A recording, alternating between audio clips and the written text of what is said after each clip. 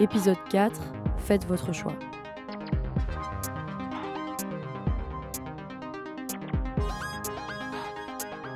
Flash info spéciale. Nous venons tout juste de recevoir une information concernant l'affaire Adriane. La jeune et rebelle hackeuse des institutions européennes est en train d'être interpellée devant son lieu de travail, précisément là où aurait eu lieu l'attaque informatique. Pour des détails en direct, nous rejoignons tout de suite notre envoyé spécial Jean-Eudes qui se trouve sur les lieux. Allô ? Allô ? Allô, oui ? Oui, bon, allô ? Allô, oui, on vous entend, Jean-Eudes. Allô ? Allô ? Oui, bonjour, je me trouve actuellement sur les lieux et pour l'instant l'ambiance est relativement calme. Nous avons seulement repéré une unité de Robocop et quelques parlementaires visiblement choqués des comportements de leurs collègues. Il n'y a pas de soutien pour l'accusé sur place et très peu de passants, mais je vais tenter de m'approcher d'Adriane Lecourt pour lui poser quelques questions. Ah, la voilà, Adriane, bonjour. Vous êtes accusée d'avoir piraté Radio Climax. Dans vos actions, vous avez vivement critiqué l'État européen et sa gestion des frontières.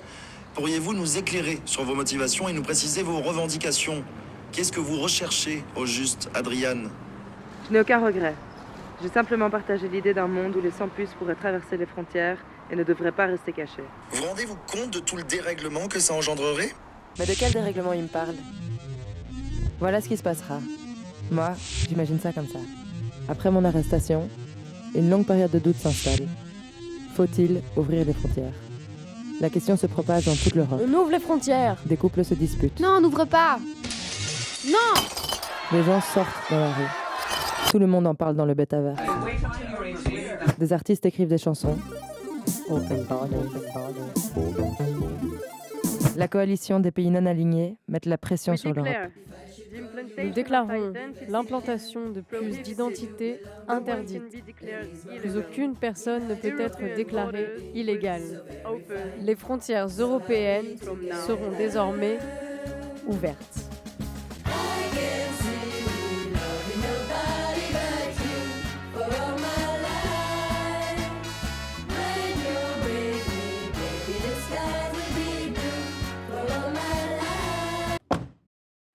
Adriane, vous avez le droit de garder le silence.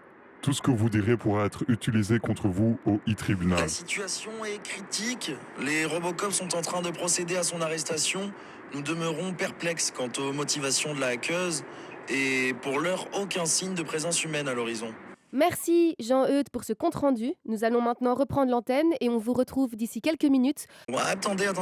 Une foule se rapproche d'un pas décidé. Apparemment, ce sont des manifestants. Il semblerait même que ce soit des sans-puces, mélangés à des citoyens européens. On voit des centaines de personnes portant des banderoles et des pancartes dans des langues qu'on ne comprend pas. Jean-Eudes, les événements semblent confus et nous avons du mal à saisir la situation. Les auditeurs ont besoin de savoir que veulent les sans-puces et que cherchent-ils à communiquer. Eh bien, je ne comprends pas, je ne sais pas lire cette langue. Mais ce qui est sûr, c'est que cela fait des dizaines d'années qu'une telle manifestation n'est pas arrivée en Europe. C'est complètement inédit. Et malgré la présence de la foule, Adriane Lecourt est embarquée par les Robocops.